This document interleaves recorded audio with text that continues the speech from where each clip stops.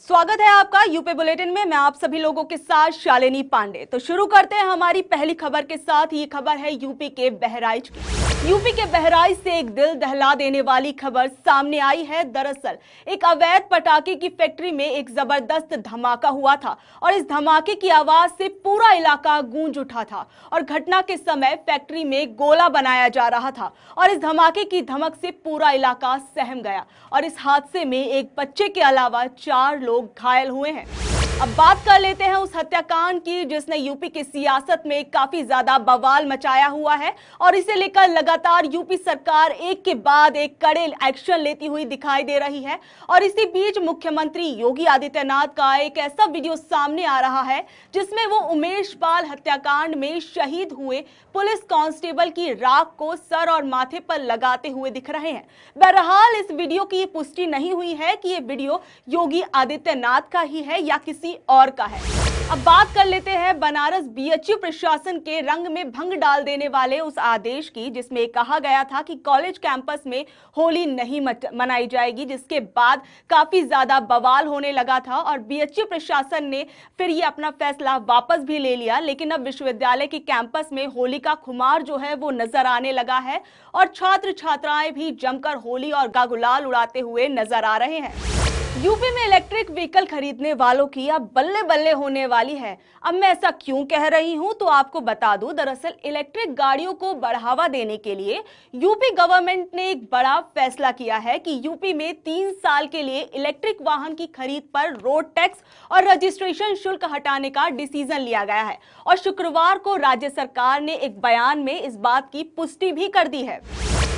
अब बात करते हैं हमारी अगली खबर की। आपने अक्सर फैशन शो के रैंप वॉक पर लड़के और लड़कियों को अपनी अपनी अदाओं का जलवा दिखाते हुए जरूर देखा होगा। कई लोगों ने तो शायद ये भी सोच लिया होगा कि काश हम भी इस रैंप पर चल पाते और लोग हमारी तारीफें करते और स्टार वाला फील थोड़ा हम भी ले पाते और लोग हमारे लिए थोड़ी तालियां वालियां भी बजा देते।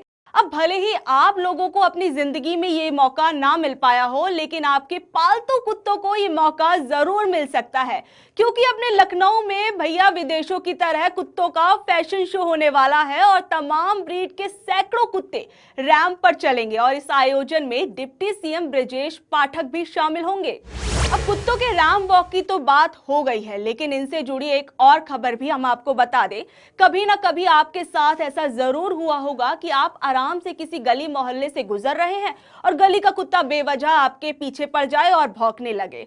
आप भी बचाओ बचाओ की आवाज लगाने लगे हों। अब भले ही आपकी आवाज उस समय ना सुनी गई हो, लेकिन अब नगर निगम जो है वो आपकी आवाज सुन रहा है और अब नगर निगम में ऐसी व्यवस्था बनाई गई है कि अगर आपके पड़ोस या मोहल्ले में कोई कुत्ता परेशान करे तो उसका वीडियो बनाएं और नगर निगम में शिकायत दर्ज कराएं और इसके बाद कुत्तों को जब्त कर लिया जाएगा।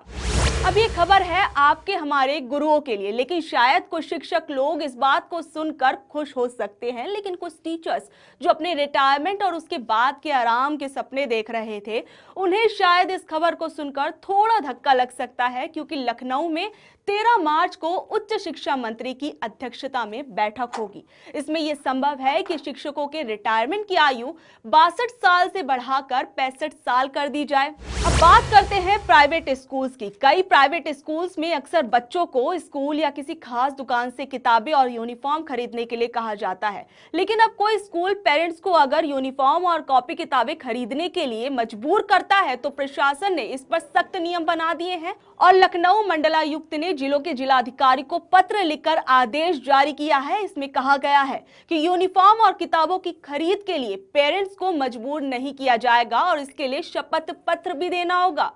अब थोड़ा चलते हैं बनारस की तरफ। यहाँ यूपी पुलिस के इमीडिएट एक्शन वाला एक पोस्ट सोशल मीडिया पर काफी ज्यादा वायरल हो रहा है।